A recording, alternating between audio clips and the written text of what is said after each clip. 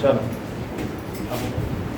સ્વાધ્યાયની અંદર last question 13.25 carbon પરમાણુની એકી સંખ્યા ધરાવતા આલ્કેનની બનાવટ માટે વૂડ્સ પ્રક્રિયા શા માટે પસંદ કરવામાં આવતી નથી? તમારા ઉત્તરને કોઈ એક યોગ્ય કારણ દ્વારા સ્પષ્ટ કરો.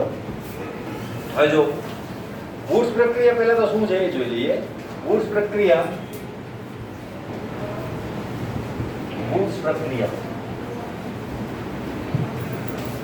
વૂડ્સ પ્રક્રિયાની વાત કરીએ તો વૂડ્સ પ્રક્રિયા એટલે આલ્કાઇલ હેલાઇડની જ્યારે સોડિયમ ધાતુ સાથેની પ્રક્રિયા થાય, બે સોડિયમના અણુઓ વપરાશે, ડ્રાય ઇથરમાં પ્રક્રિયા થશે, ડ્રાય ઇથરમાં, બરાબર, અને ગરમ કરીશું એટલે આમાં બે મોલેક્યુલ એકબીજા સાથે કપલ થઈ જશે, જોડાઈ જશે અને મળશે તમને CH3 અને પ્લસ શું મળશે 2NaCl. એટલે બે NaCl ના અણુઓ શું થઈ જશે? દૂર થઈ જશે. ક્લિયર? આ પ્રક્રિયા છે. હવે એનો મતલબ કે તમે અહીંયા જેટલા કાર્બન લેશો ને બમણા કાર્બન થઈ જવાના. હવે એક લેશો તો 2 થશે, 2 લેશો તો 4 થશે, 4 લેશો તો 8 થશે. પણ તમે એક વસ્તુ માર્ક કરી કે તમે એકી સંખ્યામાં કાર્બન લ્યો તો પણ બેકી સંખ્યાના કાર્બન ધરાવતો આલ્કેન મળે છે, અને બેકી સંખ્યાના લો એટલે 2 લેશો તો 4 મળશે તો પણ બેકી સંખ્યા મળશે. આ બાજુ જેટલા આલ્કેન મળશે બધા બેકી સંખ્યાવાળા જ મળશે. પણ જો આપણે એકી સંખ્યાના એટલે કે ઓડ સંખ્યાના આલ્કેન કાર્બન ધરાવતા આલ્કેન મેળવવા તો આ પ્રક્રિયાનો ઉપયોગ કરી શકાય? તો કે હા, કરી તો શકાય, કોઈ વાંધો નથી. તમારે શું કરવું પડે? બે અલગ અલગ આલ્કેન લેવા પડે, બરાબર? તો બે અલગ અલગ આલ્કાઇલ હેલાઇડ જો લઈએ તો શું થાય? બરાબર. હવે જો એક છે તો આ ટાઈપનું મળ્યું. માનો કે હું બે કાર્બન વાળું લઈ લઉં, CH3 CH2 Cl, બરાબર, સેમ ટુ સેમ પ્રક્રિયા, અને મળશે શું મને? CH3 CH2 CH2 CH3 અને પ્લસ 2NaCl મળશે કે નહીં? બરાબર. પણ હું જો એક આ મોલ લઉં અને એક આ મોલ લઉં તો 3 કાર્બન મળી શકે ને, બંને જોડાય, બરાબર? તો હું આ બંને લઈ લઉં તો શું થશે? તો જો હું હવે મિક્સચર લઉં છું, પહેલી મારી પોસિબિલિટી આ, બીજી પોસિબિલિટી આ, ત્રીજી પોસિબિલિટી ની અંદર શું કરું છું?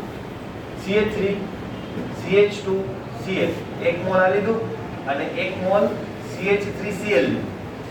આના વચ્ચે જો હું પ્રક્રિયા કરાવડાવું, સોડિયમ, બે સોડિયમના અણુઓ અને ડ્રાય ઇથર, બરાબર, તો આ બંને જોડાઈને શું મળશે મને? CH3 CH2 CH3 મળશે કે નહીં? અને માઈનસ શું થઈ જશે? 2NaCl. ખબર પડી? તો અહીંયા 3 કાર્બન વાળું પણ આલ્કેન બનાવી શકાય છે. એટલે બેકી સંખ્યાના કાર્બન ધરાવતું પણ બનાવી શકાશે અને એકી સંખ્યાના કાર્બન ધરાવતું પણ બનાવી શકાશે. આટલી વસ્તુ ખબર પડી ગઈ. હવે વાત એવું થાય છે કે એવું કહેવા માંગે છે કે વૂડ્સ પ્રક્રિયાનો ઉપયોગ એકી સંખ્યાના કાર્બન ધરાવતા આલ્કેનની બનાવટ માટે કરવામાં આવતો નથી, એટલે કરવો જોઈએ નહીં. એવું શા માટે? એનું કારણ છે કે ભાઈ અહીંયા આપણે બંને અલગ અલગ લીધા, પણ આપણે એવું કહી તો નહીં શકીએ કે ભાઈ તમારે અલગ આલ્કાઇલ હેલાઇડ સાથે જ જોડાવાનું છે, એવું આપણે ફિક્સ કહી શકીએ નહીં. કેમ? તો કે ભાઈ એ તો કુદરતી વસ્તુ છે, એને તો જે સામે મળશે એની સાથે પ્રક્રિયા થશે. એટલે આ બેના મિક્સચરની પ્રક્રિયા કરો તો આ બંને શક્યતાઓ પણ આની અંદર સમાયેલી હોય કે નહીં? કે આના જેવા જ બીજા આલ્કેન સાથે, એટલે કે બે કાર્બન વાળા આલ્કાઇલ હેલાઇડની બે કાર્બન વાળા આલ્કાઇલ હેલાઇડ સાથે પ્રક્રિયા થઈને શું બની જાય? બ્યુટેન. એવી જ રીતે એક કાર્બન વાળા આલ્કાઇલ હેલાઇડની એક કાર્બન વાળા આલ્કાઇલ હેલાઇડ સાથે પ્રક્રિયા થઈને શું બની જાય? થાય કે નહીં? બરાબર, શક્યતા તો બધી છે. એટલે આ શક્યતા પણ આમાં રહેશે, આ શક્યતા પણ આમાં રહેશે અને આ શક્યતા પણ આમાં જ છે. એટલે અહીંયા તમને 3 નિપજોનું શું મળશે? મિશ્રણ મળશે. આ અને આ. એટલે અહીંયા તમને 3 નિપજ મળશે. અહીંયા એક જ નિપજ મળશે, અહીંયા પણ એક જ નિપજ મળશે. અહીંયા કેટલી નિપજ મળશે? 3 નિપજ. અને 3 ની શક્યતા એમ ગણો તો ઇક્વલ છે, બરાબર, ઓલમોસ્ટ ઇક્વલ શક્યતા હશે તો શું થશે? તો એમ ગણો તો તમારી જે 3 ની શક્યતા ઇક્વલ છે એની અંદર 33% એક નિપજ, 33% બીજી નિપજ અને 33.33% ત્રીજી નિપજ. એનો મતલબ તમારે જે ઓડ સંખ્યાવાળા કાર્બન ધરાવતો આલ્કેન જોઈએ છે એનું પ્રમાણ તો કેટલું મળવાનું? 33.33%. એનો મતલબ 66.66% તો અશુદ્ધિ હશે કે જે આપણે જોઈતી નથી. આટલા મોટા પ્રમાણમાં ખોટી પ્રોડક્ટ બનતી હોય એવી પ્રક્રિયા યુઝ કરી શકાય નહીં. એટલા માટે આ ઓડ સંખ્યાના કાર્બન ધરાવતા આલ્કેનની બનાવટ વૂર્સ પ્રક્રિયા દ્વારા જો તમે કરવા જાઓ તો નિપજ તમને ખૂબ ઓછી મળશે અને બાય પ્રોડક્ટ બહુ વધારે મળશે. બરાબર? એટલા માટે આપણે આ પ્રક્રિયાનો ઉપયોગ કરવો જોઈએ નહીં. ઓકે, છે પ્રશ્ન? હા, વાત હતી. ક્લિયર? બરાબર? પ્રશ્ન હે ને? તો આપણે સ્વાધ્યાય અહીંયા કરી દીધું છે કમ્પ્લીટ. ક્લિયર? તો સ્વાધ્યાયના પ્રશ્નો આપણે કમ્પ્લીટ કરીએ છીએ. હવે આપણે જઈએ છીએ આપણા પરિવર્તન ઉપર. બરાબર? પરિવર્તન માટેની મેં તમને વાત કરી હતી એ પ્રમાણેની પીડીએફ કાલે આવી ગઈ હશે. બરાબર? કદાચ ઝેરોક્સ થયું હોય કે ના થયું, લેટ આવી હશે કદાચ. બરાબર? એટલા માટે ઝેરોક્સ કાલે કમ્પ્લીટ કરીને આવજો. બરાબર? એનો ઉપયોગ કેવી રીતે કરવાનો છે એ પણ હું તમને કહી દઉં. 2 મિનિટ હું લેતો.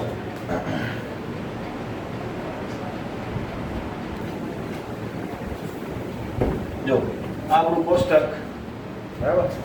આ કોષ્ટકનો ઉપયોગ કેવી રીતે કરવાનો છે હું કહી દઉં. આ રીતનું કોષ્ટક હશે. બરાબર? આવા 4 પેજ છે. 1 2 3 અને 4. બરાબર?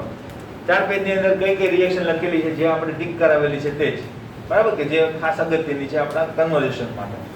હવે અહીંયા પ્રક્રિયકો લખેલા છે જ્યાંથી શરૂઆત થશે. અહીંયા તમારા ઉદ્દીપકનો મતલબ ત્યાં ઉદ્દીપક જ એવું નથી, બીજો પ્રક્રિયાર્થી પણ હોઈ શકે. બરાબર? એટલે ઉદ્દીપક અને પ્રક્રિયાર્થી જે છે એ આ ખાનાની અંદર હશે. એરા ઉપર જે લખે છે તે. અને આ ખાનામાં શું હશે? એની નિપજ. બરાબર? બધામાં એવું. ક્લિયર? આ રીતે હશે. ઓકે, પહેલા છે ને મેં બનાવટ લખેલી છે બધી. એટલે જો પહેલી આલ્કેનની બનાવટ, પછી જે છે એ આલ્કીનની બનાવટ, પછી છેલ્લે આલ્કાઇનની બનાવટ. પતી ગયા એટલામાં પછી આવશે બેન્ઝીનની બનાવટ. બરાબર? તો અહીંયા બેન્ઝીનની બનાવટ આવી ગઈ. પછી રાસાયણિક પ્રક્રિયાઓ શરૂ થશે બધાની. એટલે પહેલા આલ્કેનની, પછી આલ્કીનની, પછી આલ્કાઇન રાસાયણિક પ્રક્રિયાઓ, અને ત્યાર પછી બેન્ઝીનની રાસાયણિક પ્રક્રિયા. ક્લિયર? તો અહીંયા તમારું એ કમ્પ્લીટ થઈ જશે. અહીં છેલ્લે બેન્ઝીનની રાસાયણિક પ્રક્રિયાઓ પૂરી થશે. બરાબર? એટલે બધી વસ્તુ કમ્પ્લીટ. ઓકે, હવે આના પછી છેલ્લે એક પેજની અંદર એક એક્સ્ટ્રા રિએક્શનનું પેજ કે જેની અંદર 11 રિએક્શનને એક્સ્ટ્રા આપેલી છે કે જે તમારે એમ ગણો તો ચોપડીની અંદર નથી, ટેક્સ્ટ બુકમાં નથી સીધી આપેલી, પણ આનો ઉપયોગ થાય ખરો 11મા ધોરણની અંદર. બરાબર? કેવી રીતે થાય એની વાત આપણે આનો ઉપયોગ કરીશું ત્યારે હું કહીશ. બરાબર? તો આ એક એક્સ્ટ્રા રિએક્શન છે જેને આપણે કહીએ છીએ ક્રિયાશીલ સમૂહનું કન્વર્ઝેશન. માનો કે તમને એમ કહીએ કે ભાઈ ટોલ્યુઇનમાંથી બેન્ઝાલ્ડિહાઇડ બનાવો, ટોલ્યુઇનમાંથી બેન્ઝાલ્ડિહાઇડ બનાવો, તો એમ તમે નહીં બનાવી શકો ને, કારણ કે આલ્ડિહાઇડ બનાવવાની મેથડ આપણી પાસે છે જ નહીં. તો 12મા ધોરણમાં આવે આલ્ડિહાઇડ, પણ એની પણ મેથડ આપણે કોર્સની અંદર છે. એટલે ઘણી બધી રેફરન્સ બુકની અંદર આવા કન્વર્ઝેશન્સ હોય તો એમાં તમને આ કામમાં આવશે. બાકી આપણા કોર્સની અંદર તો પેલા આગળના જે છે તે જ, આ તો એક્સ્ટ્રા રિએક્શન્સ છે. બરાબર? કે જે તમને આવું કોઈ એમસીક્યુ દેખાય તો ત્યાં તમે એને એપ્લાય કરી શકો. ક્લિયર? હવે એનો યુઝ કેવી રીતે કરવાનો છે એ જોઈએ. બરાબર? એના માટે એક પરિવર્તન હું તમને આપી દઉં પછી આપણે જોઈએ. બરાબર? દાખલા તરીકે હું તમને એમ આપું, મારે જોઈએ છે પરિવર્તન આપો ઇથીનમાંથી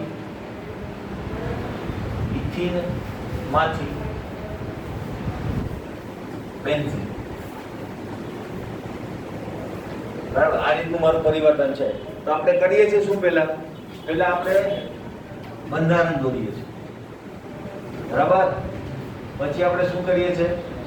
પછી રાસાયણિક પ્રક્રિયાઓ ડિસાઈડ કરીએ છીએ, અને ત્યાર પછી શું કરીએ છીએ? સ્થાન નિર્દેશક અસર. બરાબર?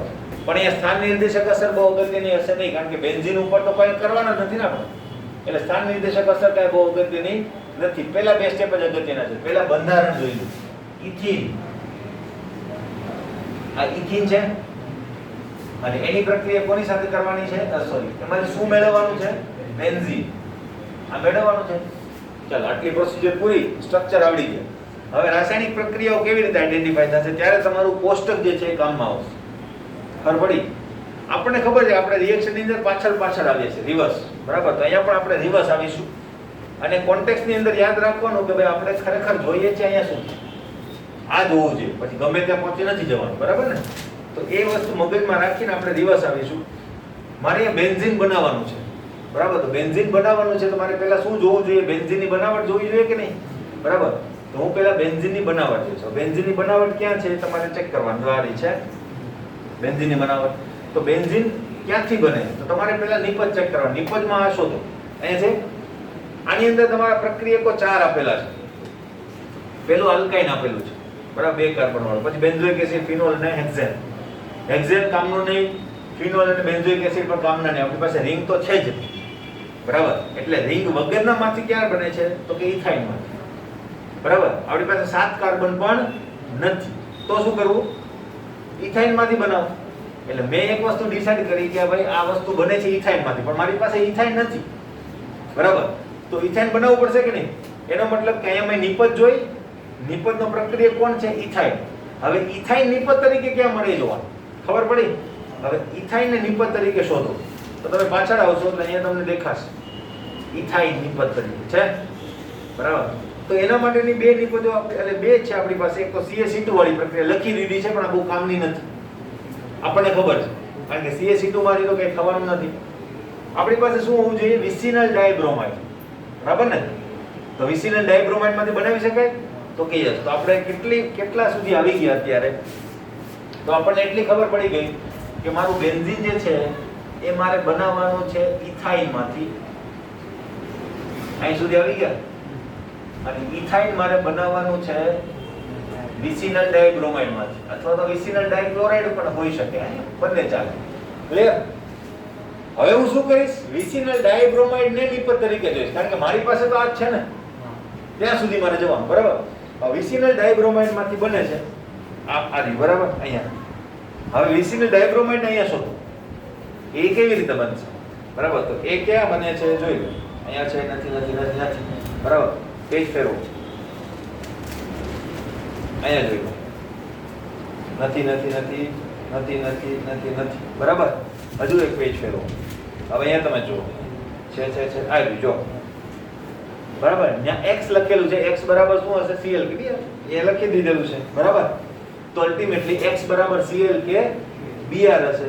તો આ પ્રક્રિયાનો તમે ઉપયોગ કરી શકો. આ પ્રક્રિયાનો પ્રક્રિયક કોણ છે? આલ્કીન. પહોંચી ગયા આપણે અહીં સુધી, બરાબર. તો આલ્કીન મને મળી ગયો એટલે મને ખબર પડી ગઈ મારી આખી રિએક્શન શું હશે. અને આ વસ્તુ ક્યાંથી બનશે? આલ્કીન માંથી. CH2 ડબલ બોન્ડ CH થઈ ગઈ રિએક્શન આખી કમ્પ્લીટ, બરાબર. એના બધાના પ્રક્રિયકો તમને વચ્ચેથી મળી જશે. તો આની પ્રક્રિયામાં કેટલું છે? X2 લખેલું છે, પણ અહીંયા આવશે શું?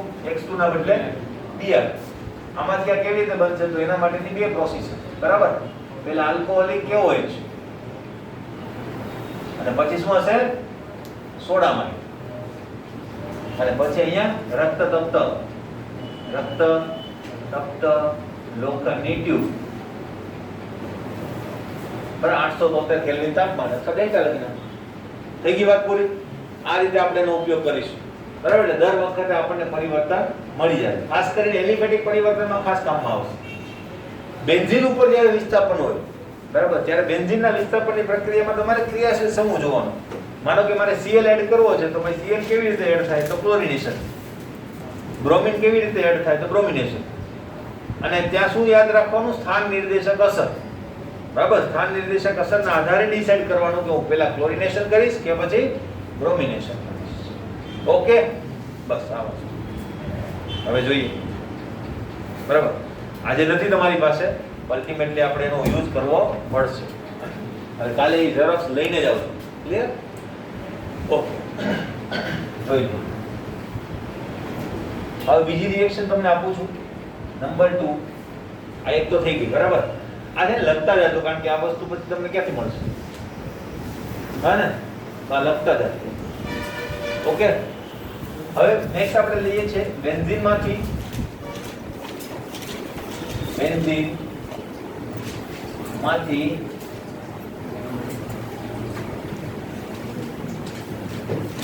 Ortho ડાઇક્લોરો benzene.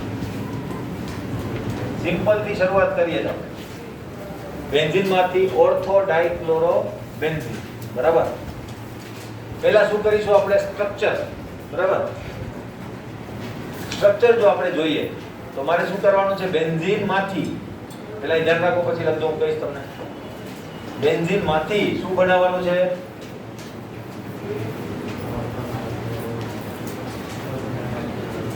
ઓર્થો ડાઇક્લોરો. બરાબર, આ રીતે બનાવવાનું. ઓકે, આ ખબર પડી ગઈ? પેલા નામ ઉપરથી બંધારણ આવડી ગયા. હવે મને દેવું બંધારણ દોર્યું એટલે ખબર પડી કે મારી પાસે રિંગ તો પડી જ છે. જો ખાલી મારે શું કરવાનું છે? ક્લોરિનેશન. કેટલી વાર કરવાનું છે? 2 વાર. બરાબર. હવે ક્લોરિનેશન જ કરવાનું છે તો ક્લોરીન ની જ સ્થાન નિર્દેશક અસર આવશે કે નહીં? અને ક્લોરીન કેવું છે? ઓર્થો પેરા સ્થાન નિર્દેશક જ છે. બરાબર, એટલે થઈ જશે. બરાબર, તો અહીં શું થઈ જશે? મારે ક્લોરિનેશન કરવાનું છે. એટલે એટલો ડિસાઈડ થઈ ગયો. હવે હું શું કરી દઈશ? ડાયરેક્ટ એને સિક્વન્સ ની અંદર ગોઠવી દઈશ. વાત પૂરી. બરાબર. તો જો હું આને સિક્વન્સમાં ગોઠવું તો મારી પાસે શું આવશે? Benzene ring. બરાબર, બેન્ઝીન રિંગ જે છે એની પ્રક્રિયા મારે ક્લોરિનેશન કરવા, મારે રિવર્સ આવવાની જરૂર જ નથી ને. બરાબર, રિવર્સ ક્યારે આવવું પડશે? તમારે જ્યારે એલિફેટિક હશે ને ત્યારે.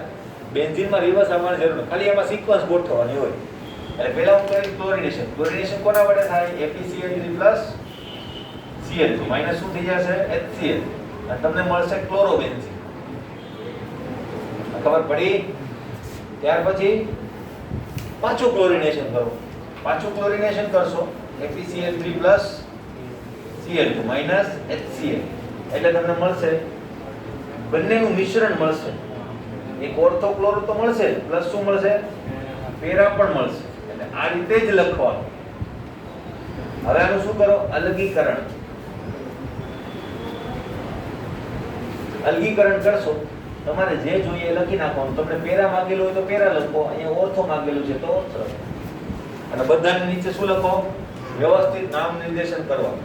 બરાબર, benzene, chlorobenzene, ortho dichlorobenzene, meta dichlorobenzene અને meta dichlorobenzene. Sorry, ortho dichlorobenzene. આ પેરા ડાઇક્લોરોબેન્ઝીન હે, મેટા. ક્લિયર? આવડશે? બસ આટલી પ્રોસિજર છે. હે, હવે તમે જાતે કરો. જે આ લખી નાખો. બરાબર, અને પછી હું કહું છું એ જાતે કરો. નંબર 2 અથવા નંબર 3, બેન્ઝીન માંથી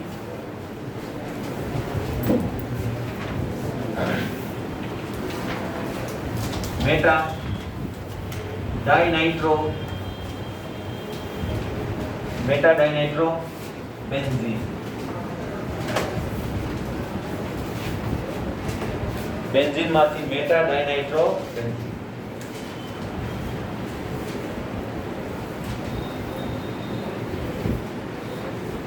કરો જાતે.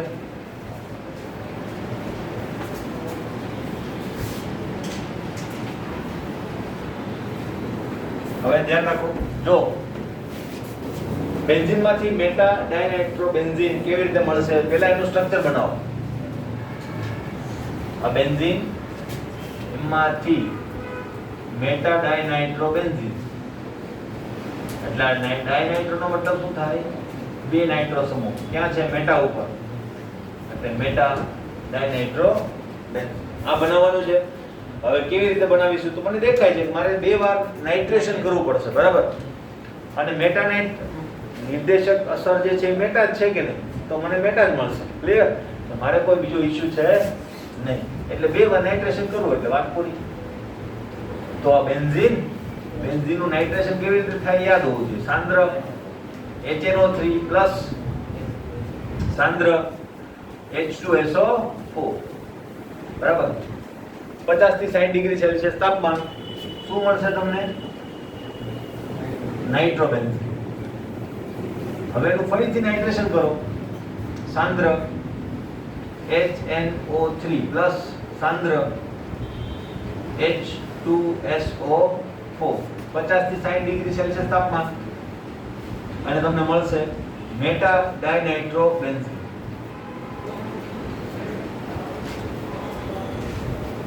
ઓકે, અથવા ડેલ્ટા લખો તો પણ ચાલે. ક્લિયર? તાપમાન બદલાઈ જ ગયું હશે, કારણ કે અલ્ટિમેટલી આપણે બેન્ઝીન માંથી તાપમાન લખેલું છે. નાઇટ્રો બેન્ઝીન પાછું એને ડીએક્ટિવેટ કરશે એટલે તાપમાન બદલાઈ ગયું હશે, પણ એક ચાલે. ક્લિયર? બરાબર, નામ નિર્દેશન કરો. વાત ઓકે.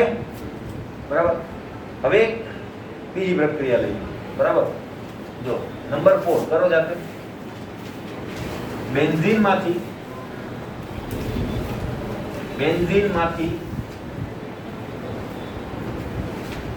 Meta nitro તોલ્યુઇન.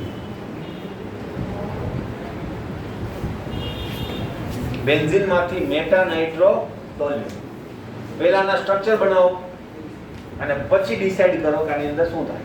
બરાબર, પહેલા હું આ રિએક્શન તમને કરાવું છું, હે ને, પછી એક બીજી આપું, તમે એક જાતે કરજો. ઓકે, આ કરાવું છું, કરાવેલી જ છે. બરાબર, હા, તો પણ ત્યાં ધ્યાન રાખજો તમે. જો આ બેન્ઝીન રિંગ, બરાબર, હવે લખાઈ ગઈ છે, આપણે કરી નાખીએ. બરાબર, અને આની અંદર ટોલ્યુઇન કોને કહેવાશે? અને અહીંયા શું આવશે? એનો મેટા નાઇટ્રો ટોલ્યુઇન. બરાબર, આમાં શું કરવાનું છે ભાઈ? બંધારણ ખબર પડી ગયા. હવે નાઇટ્રેશન અને આલ્કાઇલેશન કરવાનું છે. બરાબર, તો પહેલા શું કરવું? મેઇન એ વસ્તુ છે. હવે સ્થાન નિર્દેશક અસરના આધારે આમાં શું કરવું પડશે? પહેલા નાઇટ્રેશન. બસ, વેરી ગુડ. આટલી વસ્તુ ખબર પડે એટલે વાત કમ્પ્લીટ. બરાબર, તો આવડી ગયું છે અને આપણે કરાવી દીધેલી છે એટલે પછી લખતો નથી. ખબર પડી? પહેલા નાઇટ્રેશન ને પછી આલ્કાઇલેશન.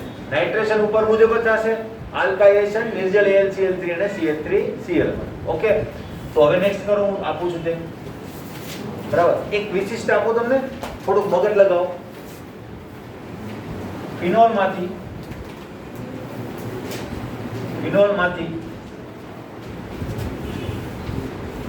ક્લોરોબેન્ઝીન.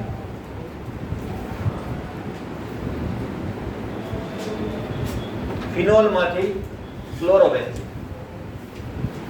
સ્ટ્રક્ચર આવડે છે બધાને? બરાબર, છતાં હું તમને દોરી દઉં સ્ટ્રક્ચર. ફિનોલ માંથી ક્લોરોબેન્ઝીન.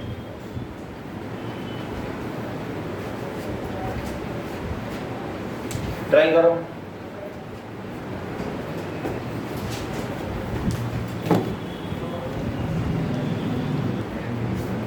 કોઈ વસ્તુ એવી છે કે જે આપણે નથી એનું કન્વર્ઝેશન કરી શકતા, એનું કન્વર્ઝેશન નથી થતું એ ક્રિયાશીલ સમૂહની અંદર. આપણી પાસે એવી કોઈ મેથડ નથી, અત્યારે નથી, હે, કે જેમાં ફિનોલને OH નું રૂપાંતર શેમાં કરી શકીએ? Cl માં. તો એને દૂર કરી દીધું, હટાવી દીધું આખું. બરાબર, એટલે બેન્ઝીન નેકેટ થઈ જશે કે નહીં એકદમ. પછી એની ઉપર જે દાખલ કરવો એ કરી શકો, ક્લોરિનેશન, બ્રોમિનેશન, ગમે તે. બરાબર, અને કોઈને ના ખબર પડતી હોય તો રિવર્સ આવો. રિવર્સ આવો એટલે ખબર પડી જાય. જો આપણે રિવર્સ આવીએ, આ બેન્ઝીન, આ ક્લોરોબેન્ઝીન. ક્લોરોબેન્ઝીન કેવી રીતે મળે? તો કે બેન્ઝીનના ક્લોરિનેશન. ક્લોરિનેશન કેમ થાય? FeCl3 Cl2. બરાબર, અને માઈનસ HCl. તમારી ચોપડીની અંદર નિર્જળ AlCl3 લખેલું છે, એ પણ ચાલે. અને બેન્ઝીન કેવી રીતે મળે? તો આમાંથી થઈ ગયું કે નહીં? આવી ગયા આપણે મેઇન પોઈન્ટ સુધી. બેન્ઝીનમાંથી, એટલે કે બેન્ઝીન કેવી રીતે મળે? ફિનોલમાંથી. તો કે Zn ડેલ્ટા માઈનસ Z. આ થઈ ગઈ રિએક્શન. એટલે એક વસ્તુ યાદ રાખવાની કે કોઈ વસ્તુ એવી છે હઠીલી, બરાબર, કે જે દૂર થતી જ નથી, કન્વર્ટ થતી જ નથી, તો એને ઉડાડવી. ઉડાડવા માટે તમારી પાસે બે વસ્તુ છે, એક તો OH અને બીજું COOH. એ પણ ઉડી જાય કે નહીં? બરાબર, તો એ રીતે તમે કરી શકો. ક્લિયર? હવે બીજું જો આવડી ગઈ બધાને? જેને નથી થઈ એ લોકો લખી નાખજો, હે ને? ક્લિયર? હવે જો નેક્સ્ટ.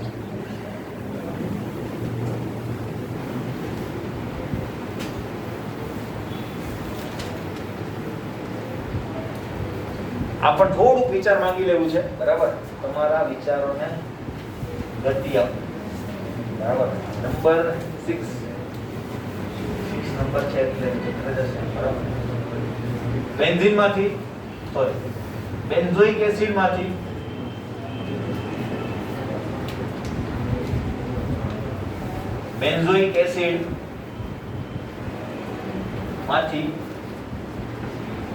મેટા ડાઇક્લોરો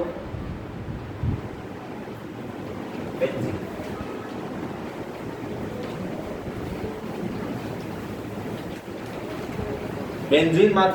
બેન્ઝોઇક એસિડમાંથી મેટા ડાઇક્લોરો બેન્ઝોઇક એસિડ. પહેલા તો બંધનના સ્ટ્રક્ચર તમને બધાને આવડે છે. બેન્ઝોઇક એસિડ સિમ્પલ સ્ટ્રક્ચર છે એનું. બેન્ઝીન ઉપર ઓઇક એસિડ. આમાંથી તમારે બનાવવાનું છે મેટા ડાઇક્લોરોબેન્ઝોઇક એસિડ, બેન્ઝીન. ઓકે, કરો પ્રયત્ન.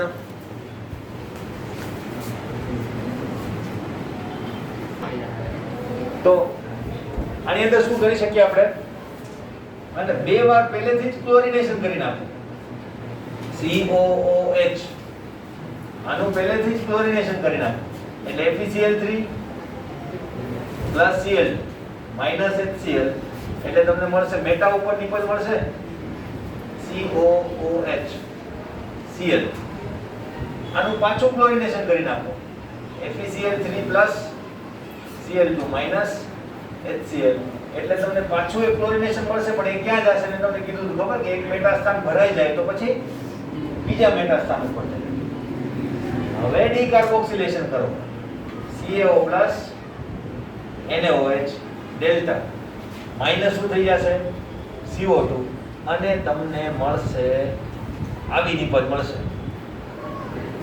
તો ભાઈ આ મેટા ક્લોરો છે ને, ખબર પડી?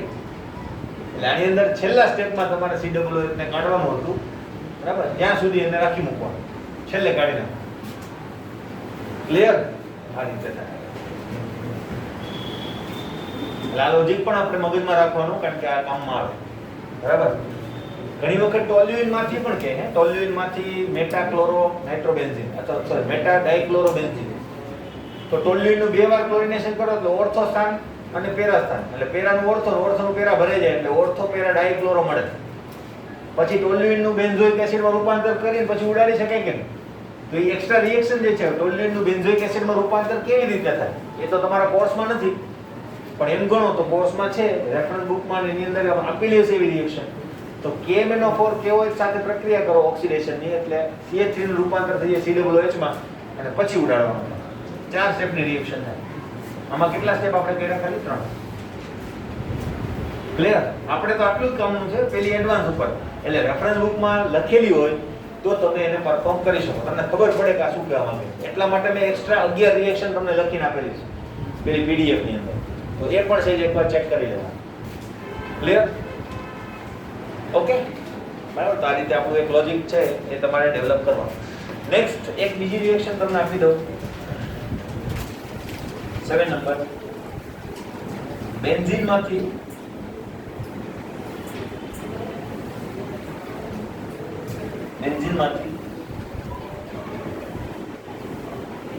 Meta chloro benzene sulphonic acid.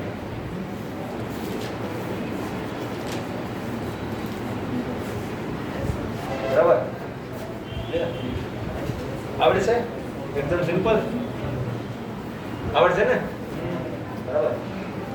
પછી એક બીજી લખીએ આપણે 8 નંબર. આ જાતે કરવાની છે ને? પછી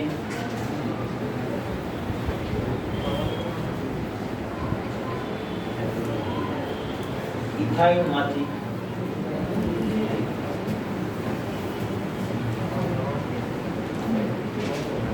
મેટા નાઇટ્રો ક્લોરોબેન્ઝીન અથવા તો મેટા નાઇટ્રો ટોલ્યુઇન.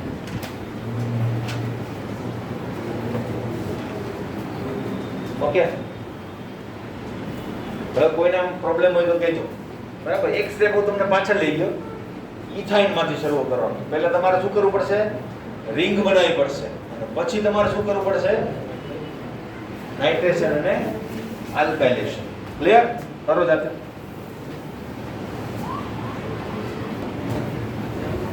હવે જો આની અંદર બંને તમારે જાતે જ કરવાની છે. બેન્ઝીન માંથી કેવી રીતે મેટા સલ્ફોનિક એસિડ મળશે? તો પહેલા બેન્ઝીન અને બેન્ઝીન માંથી પહેલા તો સ્ટ્રક્ચર આવડવું જોઈએ. તો અહીં સલ્ફોનિક એસિડ એટલે SO3H અને મેટા ઉપર શું છે? ક્લોરો. અહીં તમારે શું કરવાનું છે? મેટા નિપજ જોઈએ છે ને, તો પહેલા સલ્ફોનેશન ને પછી ક્લોરિનેશન. ક્લિયર? આની અંદર ઇથાઇન માંથી છે ને, પહેલા એનું સ્ટ્રક્ચર દોરો. ઇથાઇન માંથી મેટા નાઇટ્રો ટોલ્યુઇન, આ ટોલ્યુઇન થઈ ગયું અને મેટા ઉપર શું છે નાઇટ્રો, આ રીતે થશે અને આ બેન્ઝીન. ક્લિયર? હવે આમાં મેટાની પર જોઈએ છે કે નહીં? તો મેટા નિર્દેશક પહેલા દાખલ કરવો પડે. CH3 કેવો છે ઓર્થોપેરા, NO2 કેવો છે મેટા નિર્દેશક, માટે પહેલા નાઇટ્રેશન કરવાનું ને પછી શું કરવાનું આલ્કાઇલેશન. ક્લિયર? એટલે થઈ જશે. ઓકે, નેક્સ્ટ ટાઈમ મળીએ.